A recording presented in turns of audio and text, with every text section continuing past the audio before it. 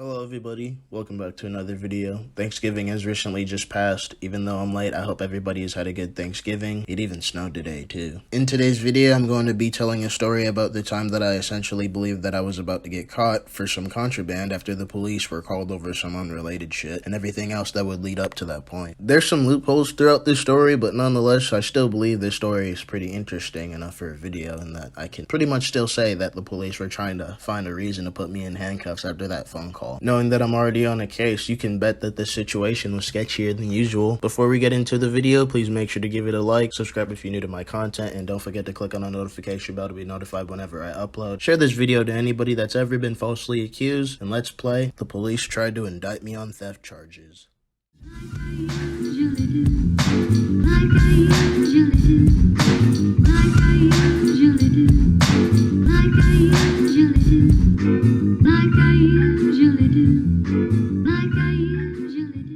Once upon a time, my roommate and I got hired to clean out an entire abandoned gas station that was partially destroyed by a fire, and clean up to package all of the expensive stuff that was still at resale value, along with a few other people. The fire wasn't that bad, but the store was abandoned for 6 months, along with everything that was in it. The gas station we were at was in a pretty small hick town in the middle of nowhere. I was also told insurance companies don't care enough to take action into scenarios like these right away. All that stuff was pretty evident to me as I worked with a company my roommate was going through. This takes place about 3 months ago. The supervisor didn't really care that we took some stuff for us to keep, but he did care about taking the time to collect said stuff as opposed to just focusing on the tasks the entire time. The supervisor also cared about the tobacco and alcohol products too, considering that they are typically age-restricted products and that they're also the most expensive products in the whole store. He didn't want anybody taking these products home for any kind of reasoning. We only worked there for a week because it was a temporary job, but they were paying us $20 an hour to be there. My roommate kind of brought up the job opportunity last minute along with the pay grade, and I figured why not get a bag real quick. During the week of work, my roommate and I figured out a plan to steal some products that were deemed smokable or sellable. I was really in it for the joint and blunt wraps, but my roommate was more in it for the alcohol and tobacco. Not that he's a strong smoker, but he does from time to time. I actually quit smoking tobacco and vaping a few months ago. When we got into packaging the bottles in the trailer, the supervisor realized that they didn't have the lock for the trailer. Surely they could have just bought one, but we were also in the middle of nowhere and the shift was already almost over. Everybody's been working for at least almost 8 hours, and nobody wanted to take an extra hour to buy a lock and protect something that seemed there was little to no chance of there being a theft risk. It was a perfect coincidence though. My roommate and I literally came back like 30 minutes after everybody left and took 2 big boxes filled with bottles and a bunch of other stuff I briefly mentioned earlier in this video. It was a devious lick indeed. After we got back home, my roommate and I would split the bottles. I already sold all of mine a couple weeks ago. In fact, I got another story in the works about an interesting time selling a couple bottles. It was scary because someone came after me and the police got involved again. Stay tuned. Fast forward a couple days and I decided to park my car by the dumpster to the apartment and clean out my car. At this time I had a couple extra friends staying with me at the time. One of them used to be my stepbrother. I figured since the garbage in my car would have ended up in the crib anyways, there wouldn't be any type of problem when it comes to using the apartment's dumpster. I took 2 black neon signs that I had acquired from the same place the day before inside to my place, finished cleaning the car, parked it in my spot, and went back inside. A few minutes after I settled into my room, I got a phone call from my roommate, right? He called me and said that he had just driven by the crib and saw 2 police officers outside the place, and that I should replace the 30 bottles of alcohol we had chilling right on the kitchen table just in case they were there for us or something like that. The bottles were there for decoration purposes in the first place, and it would damn near be the first thing you'd see when you open the front door. I still had a couple friends over, so both of them helped me out with moving the bottles. Only one of them helped me clean out my car. I then told them that I was going to pretend like I was grabbing something from my car to see what the police were really up to. I figured it was a smooth idea just to make sure things were straight, but as soon as I opened my door, there was a cop right in front of my door next to a staircase and another cop chilling in the hallway. The apartment isn't that big either, let alone the hallway sections. I'd say I was within 10 feet of both of these officers before I even opened my fucking door. Immediately, I could feel my throat closing in as my anxiety shoots through the roof. The cop by the door asked asked if I'm this person, and if I wanted to bring the signs back out as he peeks around my crib from the outside. At first, I thought I was about to get caught for taking anything from that one gas station I worked at, but my supervisor was cool with everything going except the tobacco and alcohol. So not only was I panicking on the inside, but I was also confused. I bet the cops definitely thought they were going to catch me lacking. I was not expecting that shit at all. Once they asked me to bring out the signs, I showed them the neon signs, and they decided to put on a little joke by pretending that I'm still at fault, when in reality they realized that the call was worthless as soon as they saw that the signs I had weren't the street signs the caller talked about. Of course, the joke flew over my head, and once they had to explain it to me, I got a little upset. I didn't try to argue with them, but it was pretty pathetic that they tried that on me after the fact that they sat outside my door for 15 minutes trying to incriminate me into something I'm not even doing. But to be honest, I really blame the nosy motherfucker that called the police instead of approaching me like a real person. In conclusion of the story, I told the police that I got the neon signs from a thrift shop, and they ended up apologizing to me about the misunderstanding. They left without havoc, and I continued to hang out with the people that were over. The end. The morals to this story is, don't just assume that people are breaking the law. If you see someone that's committing a non-violent crime, you don't have to call the police, man. You can either confront the person yourself or leave them alone. You don't have to tell on everything. Don't steal anything, especially street signs. That's some easy felony charges. Don't do drugs, stay in school, get good grades, stay safe from the coronavirus, and keep watching my YouTube videos. Thanks for watching this video. I really appreciate your time given. Once again, if you like this video, please give this video a like, subscribe if you're new to my content, and don't forget to click on the notification bell to be notified whenever I upload. Follow me on all of my social media. The links will be in the description below. Share this video to anybody that's ever been falsely accused,